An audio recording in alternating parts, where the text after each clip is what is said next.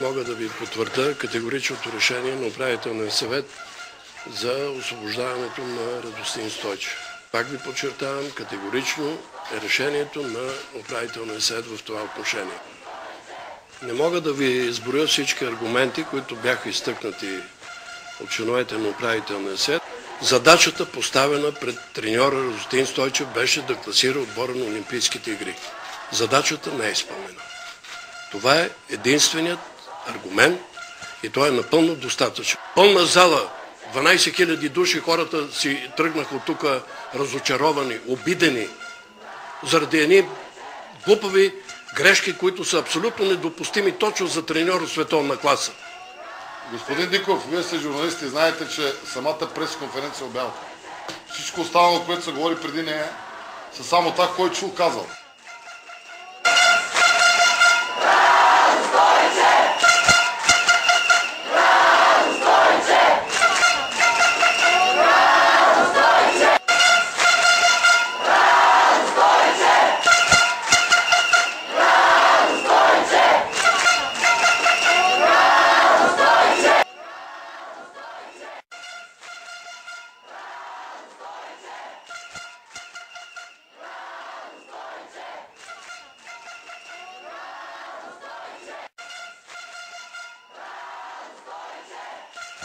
По повод вчерашната пресконференция, на която Радостин Стойчев обяви, че си дава оставката, в федерацията не е постъпила оставката, е редно тя да бъде подадена като документ.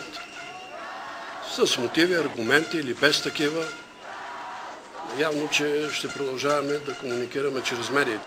Но преди това бих искал да споделя следното. Наистина, тази оставка на Радостин Стойчев много силно ни изненада, тъй като, откровено казано, ние очаквахме той да продължи да води отбора за Олимпийските игри, още повече, че под негово ръководство този отбор спечели квалификацията. Но по-интересното е другото. Наистина ние прибързахме тогава. Вие ще ми задавате тези въпроси, аз предварително ви казвам, наистина прибързахме, с неговото освобождаване. До нас достигна информация, че господин Радостин Стойчев настоява, и това го е заявил на пресконференцията, че иска да участва в общото събрание на Българската федерация по волейбол, което ще бъде в четвъртък. Тук пред медиите, тъй като ние така комуникираме, за голямо съжаление, на официално от името на управителния съвет го каниме да дойде и да участва на това общо събрание. Доколкото се ориентирам, вие сте лошия герой. Вижте, аз не знам на какво се дължи всичко това. Така, имаме най-добрият треньор.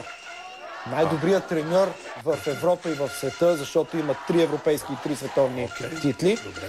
И най-добрият играч в България и сред най-добрите в света, Матей Казийски, които се тръгват заради вас. Как да не сте лошия герой? Не искам Радостин Стойчев да го засягам, но той е доказан треньор като на клубно равнище. За България до сега той не е направил нищо особено запомнящо се. Прокраднаха се мнение, че той не заслужава тази заплата, тъй като няма успехи. Така ли е? Това ли е вашата гледна точка? Ами вижте, фактите трябва да говорят. Така ли? Така е. Вие сега радвате ли се, че губите Радо Стойчев? Не. Ако е треньор, който нищо особено не носи, значи би трябвало да сте доволен, че се освобождавате от него. С по-добър треньор разполагате ли в момента като алтернатива? Вижте сега, това е въпрос, който ще бъде решен до няколко дни. До няколко дни с предложение. Пламен Константинов, варианти? Не мога да ви кажа в момента. Мартин Стоев? Има варианти. Да, самите вие, както споменавате тези имена, това са напълно възможни кандидатури. А водихте ли разговори вече с тях? Тъй като времето до Олимпиадата е малко. Вижте, За да стоите на този пост толкова дълго време, би трябвало да имате подкрепата на феновете и на отбора. Смятате ли, че сега я имате? Вижте сега, на отбора мога да ви кажа, аз никога не съм се чувствал в страни от този отбор. Момчетата работят в страх. От федерацията. Страх от кого? От федерацията, той го спомена. Ами, вижте сега, аз не мисля, че това е вярно. Дайте да погледнем нещата така, както са фактология. Никой не е гонил Радостин Стойчев от поста национален треньор. Защо е толкова важно за вас да останете председател на тази федерация? Аз мога да давам отчет единствено пред Общото събрание.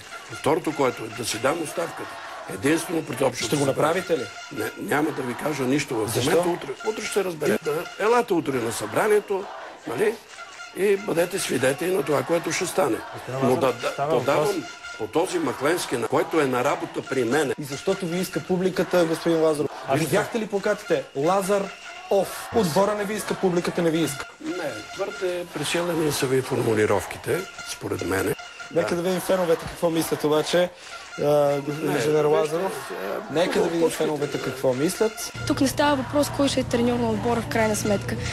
Отбора остана без най-добрия си играч Матей Казийски. Матей Казийски напусна националния отбор заради него. Нека да върнем в студиото. Към студиото натиск от феновете, натиск от треньора, натиск от най-добрия играч и натиск според феновете, включително от правителството. Така, ако искате сега да ви дам отговор на въпросите, няма да го получите.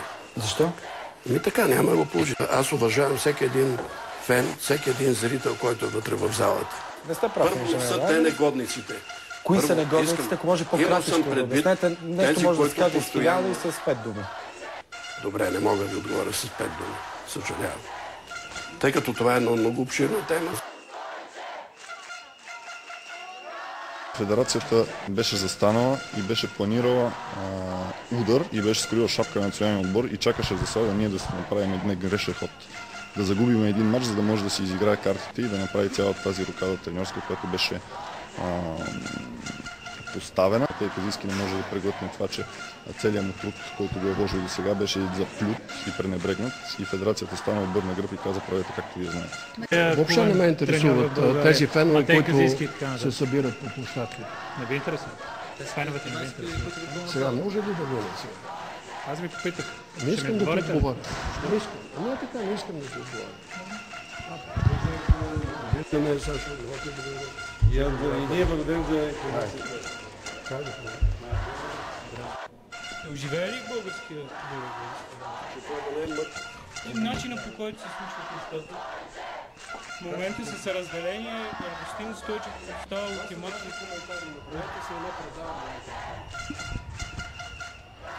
Съжалявате ли, че пропуснахте вчера класирането на националния отбор?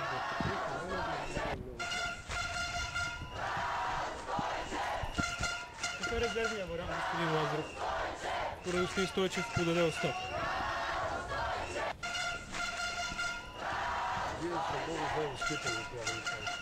Факт е, да, наистина. Разбирам ви, че не гледаме, но... Така че няма как.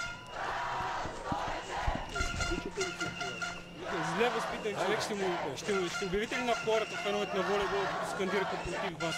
Те ли си зле? Тичайте след колата и давайте.